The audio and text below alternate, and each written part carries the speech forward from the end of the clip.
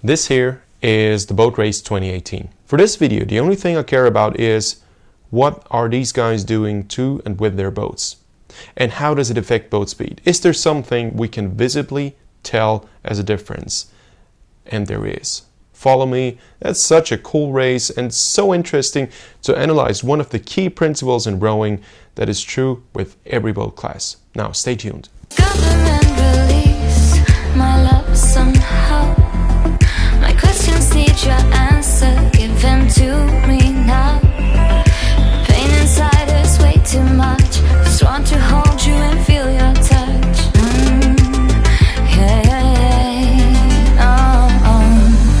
We are right off the start right here. This is Cambridge on this side, Oxford on this side. And already at the start you can see the difference. We don't have to look at the full race. At the start you see the difference. It's going to be the same all over the race.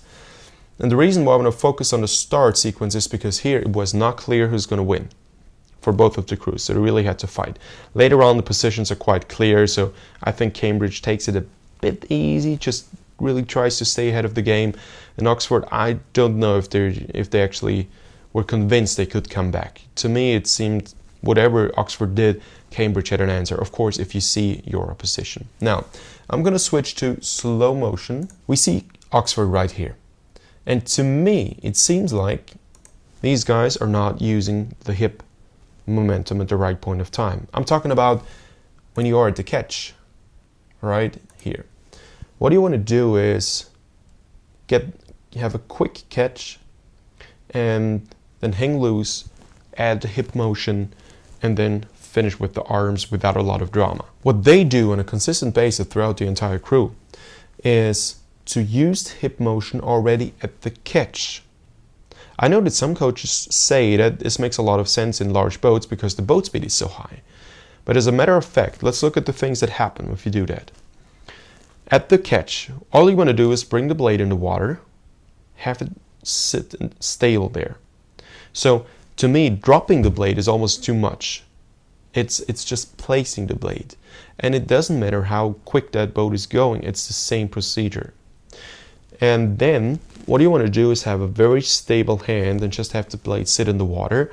And what makes a quick catch to me is not the amount of force you apply, which apparently is the idea of using the hip motion at the catch, because using the hip and the legs all together is supposed to create a lot of momentum on the blade. And that's not true to me, because all you want to do is set the blade carefully in the water and have a good body posture and position that allows you to have direct force transfer from the feet all the way through the body to the hands.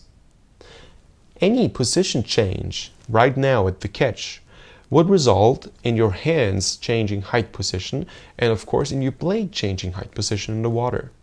And whenever that blade changes its height in the water, you cannot have full force in a horizontal direction, which is what you want to do in order to anchor the blade, have that water bubble in front of the blade and just anchor the blade and push the boat past that water anchor.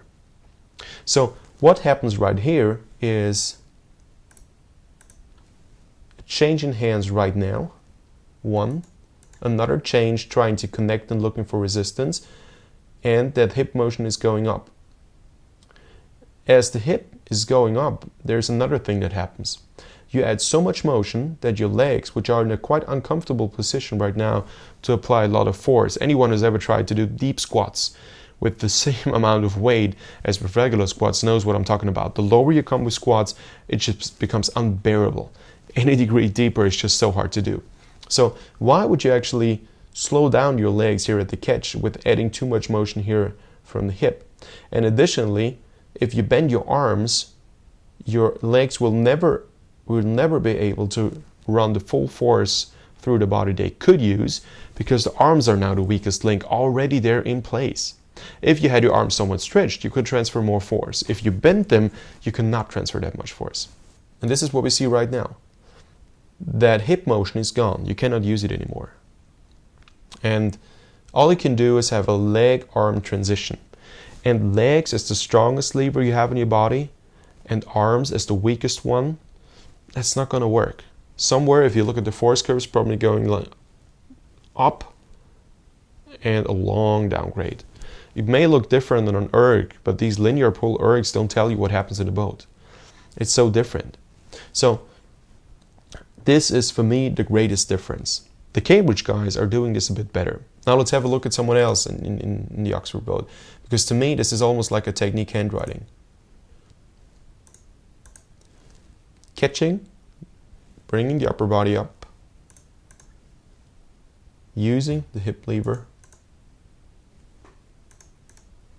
and now come the arms without actually using the hip before the arms are coming. The reason why I think it's more effective to use the leg motion with hip motion is that because the arms are not strong enough to endure the forces that are being produced with the hip added to the legs at a point of time where the legs are in their ultimate attack angle right now. This leg position,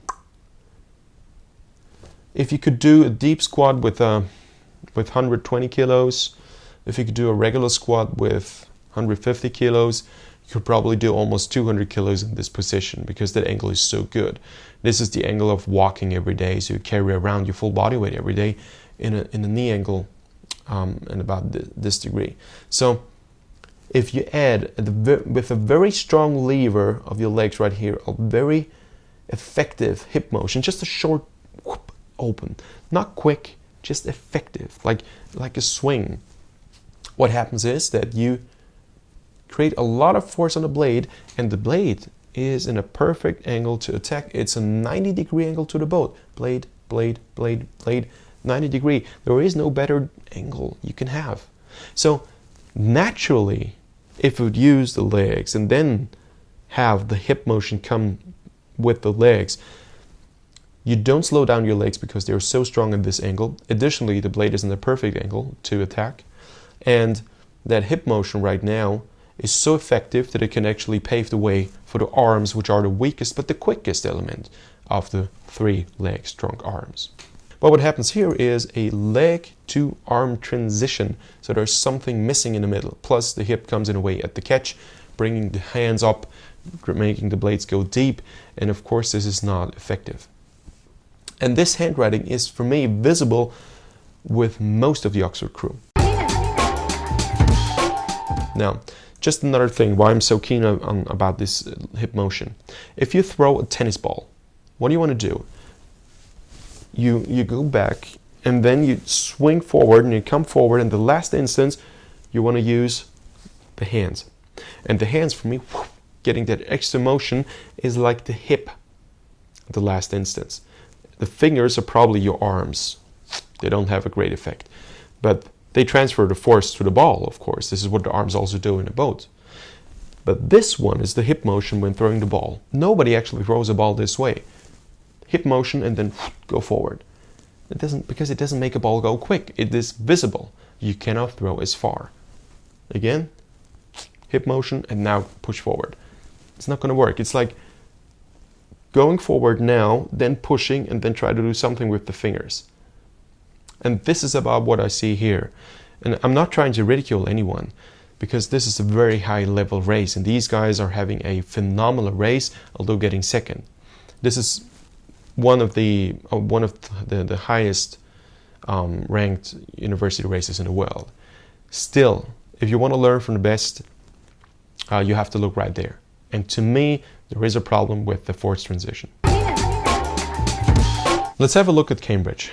I think it's a 30-degree angle from the camera boat from the side, but you still get an idea of what I mean. These guys are using, you see, none of them has his arms bent right now. None. And you see how stretched the legs are? Almost stretched, completely stretched. It appears to be almost straight. So